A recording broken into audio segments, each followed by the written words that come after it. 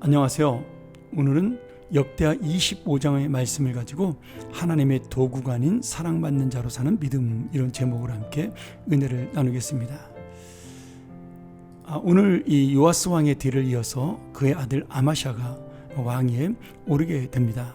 남유다의 여덟 번째 왕이었던 요아스는 7살에 왕이 올라 40년간 통치했고, 그리고 이 9번째 왕인 아마샤는 29년 동안 다스리게 됩니다. 아마샤가 왕이 되자마자 가장 먼저 한 일은 그의 왕권을 굳게 세우고 또 요아스를 암살했던 신하들을 죽여서 하나님의 정의를 실천하는 것이었습니다. 그런데 여기에서 아마샤의 믿음이 나타나는데요.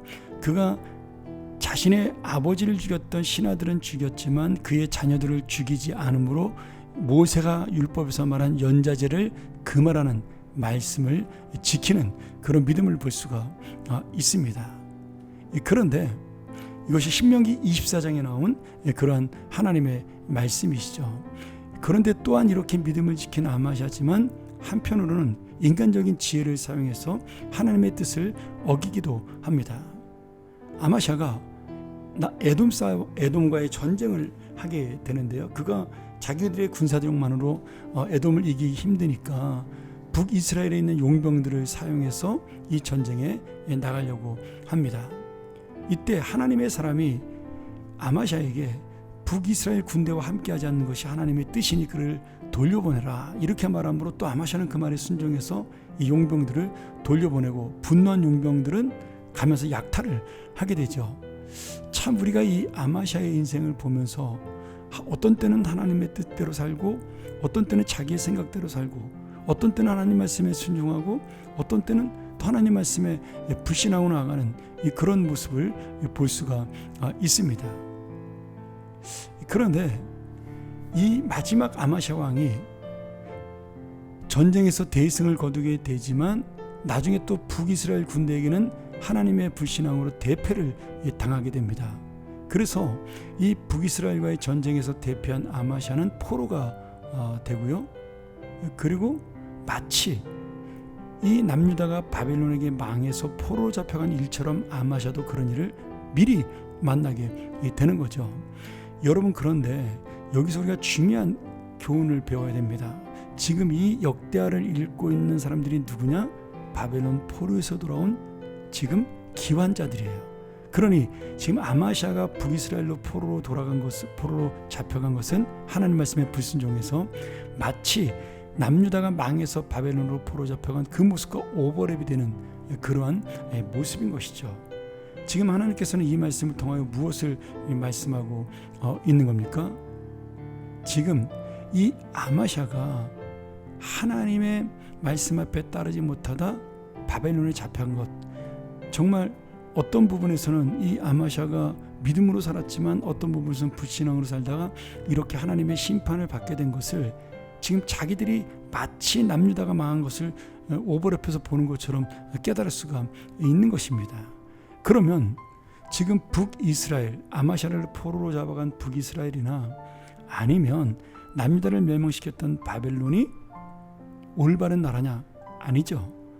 하나님께서는 이 말씀을 통하여 그들 역시도 하나님의 심판의 도구요, 하나님의 막대기로 사용되다가 멸망할 것이라고 보여주고 있는 겁니다. 지금 이 말씀이 무엇이냐면 아마샤든 북이스라엘이든 에돔이든 나중에 남유다를 멸망시키는 바벨론이든 지금 하나님 앞에 믿음으로 서지 못하면 결국 하나님의 도구로만 사용되다 끝나는 인생이라는 것을 말씀하고 있는 것이죠.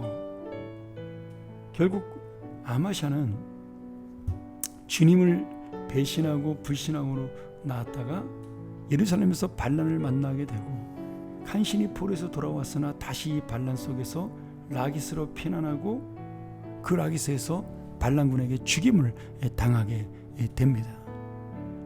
아마샤가 끝까지 하나님 말씀을 지켰더라면 그는 도구가 아니라 다윗 왕처럼 하나님의 사람으로 사랑받는 자로 설 수가 있었을 것입니다. 오늘 여러분, 이러한 교훈을 통해서 누가 더 많은 능력을 가지고 복을 받고 누가 전쟁에 이기고 이것이 중요한 것이 아닙니다. 이 역사 속에서 보여주는 것은 무엇이에요? 하나님이 이 모든 것을 통치하시니 우리가 끝까지 하나님을 붙들어라.